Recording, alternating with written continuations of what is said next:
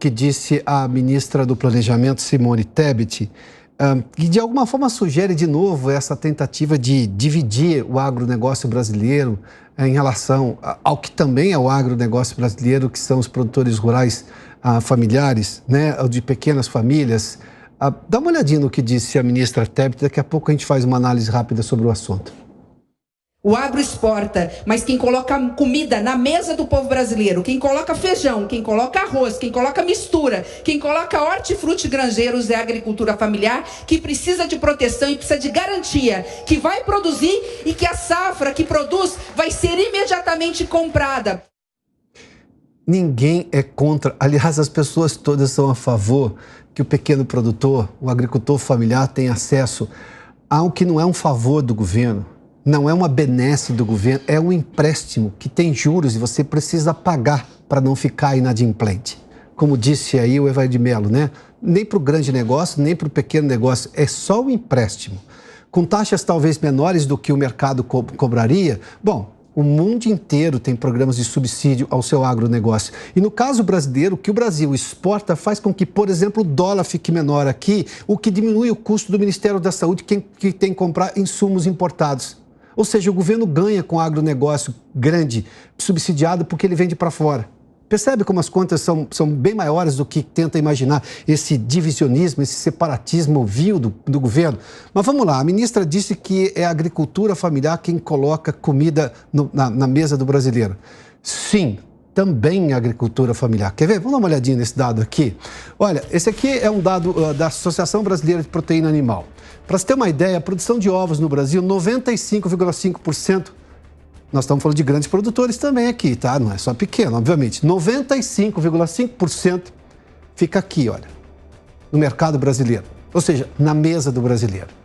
Frango, por exemplo, 67,7% é consumido aqui internamente pelo brasileiro, fica na mesa do brasileiro. Suínos, 78%, carne de suínos também é consumido aqui. Tudo isso aqui tem uma parcela gigantesca do grande agronegócio, que também exporta, e ainda bem que nós exportamos, porque isso traz divisas para o país. Mas isso também coloca comida na mesa do brasileiro. Sem contar que a ministra talvez não conheça, o que parece uma anedota, mas não é, é um fato, que um frango é, na verdade, um saco de milho que anda. Porque o consumo de frango, por exemplo, o consumo que um frango tem de milho como ração é gigantesco. Um frango padrão tem 3 quilos, mais ou menos. Para você ter uma ideia, ele come durante os 45 dias ali, que é exatamente o tempo de crescimento, um pouco mais, um pouco menos que isso, 3,3 quilos de milho, durante todo esse tempo. Ou seja, esse milho do agronegócio, que ela falou que normalmente exporta, vai para o frango brasileiro, que, por exemplo, dá ovos, 95% fica aqui no Brasil, 67,7% também fica aqui no Brasil. E a ministra disse que é do agro. Ela, obviamente, conhece esses números. Por que está fazendo esse divisionismo, esse separatismo aí, seja para agradar o presidente? É uma bobagem. Vai separar o país de novo, nós e eles de novo? Ah, ministra. Bom, para conversar com a gente sobre exatamente como os produtores rurais receberam o Plano Safra deste ano, nós recebemos aqui o deputado federal pelo PL de Minas Gerais, Zé Vitor Rezende. Deputado, seja bem-vindo. Boa tarde ao senhor. Boa tarde, foi um prazer estar aqui. Quero de antemão dizer que a sua fala é irretocável, viu, em relação às colocações aqui da ministra. Concordamos plenamente com o que você disse aqui. Ministro, perdão, deputado, porque o que a ministra está dizendo está alimentando esse divisionismo do país. O agronegócio ganha com o produtor rural pequeno, com o produtor rural grande. Tudo isso traz benefício para o país. Por que ficar alimentando esse tipo de coisa? Qual a razão? E como que o agronegócio viu esse novo Plano Safra, que, como disse aí o deputado Evair de Mello, não é favor do governo, é empréstimo, tem juros, tem que pagar de volta? Não, exatamente.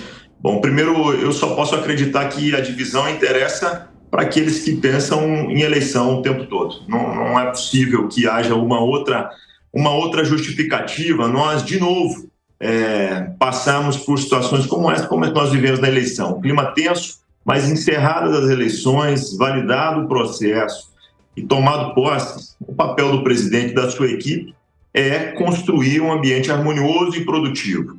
Eu vejo que é um discurso falho para agradar uma minoria, ou até mesmo para poder se inserir no governo, uma vez que a ministra Simone Tebet não fazia parte, pelo menos oficialmente, da equipe inicial ali, né, da equipe original do presidente Lula. Bom, esse é um ponto. Em relação ao agro, eu acredito que o recurso ainda é insuficiente, né? Nós temos uma demanda aí que ultrapassa 800 bilhões para que toda a nossa safra possa ser financiada, e o Plano Safra é uma parte disso. Obviamente, como o Ivair bem disse, você reforçou, é um empréstimo. É um recurso que a gente toma e paga de volta para poder fazer girar este ano. E para poder colocar comida na mesa do brasileiro, em especial, e também para poder comercialmente encontrar novos mercados, que alimenta quem está lá de fora, obviamente, mas também gera emprego e muitas oportunidades, sobretudo no interior do Brasil, para quem está aqui dentro e ao redor da porteira, né?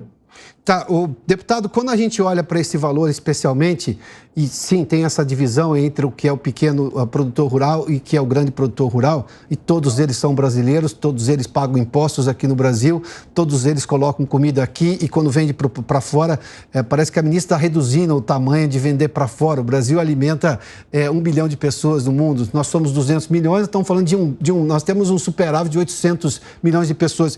E o Brasil é visto no mundo justamente como essa fronteira agrícola poderosa. Mas especialmente nesse caso, o senhor falou que o Plano Safra poderia ser maior. Isso teria que vir justamente de recursos do governo ou ter condições melhores de mercado?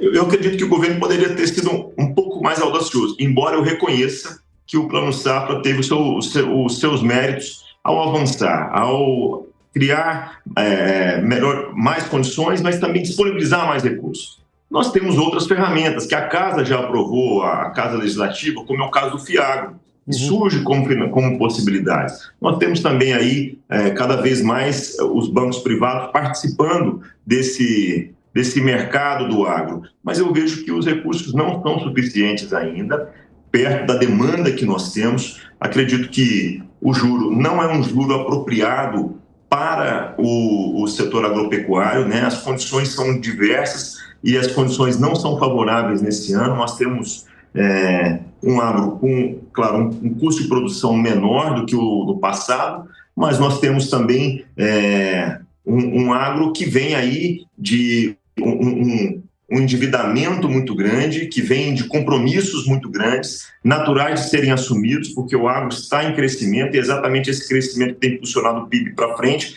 mas eu vejo que o governo poderia ter sido um pouco mais audacioso, embora reconheça aqui o esforço da equipe em poder criar um novo Plano Safra que pudesse atender. Reconheço o esforço, mas acho que a audácia poderia ter sido um pouco maior. Deputado Zé Vitor, muito obrigado pela participação aqui na Jovem Pan News. Boa tarde ao senhor, hein? Eu agradeço.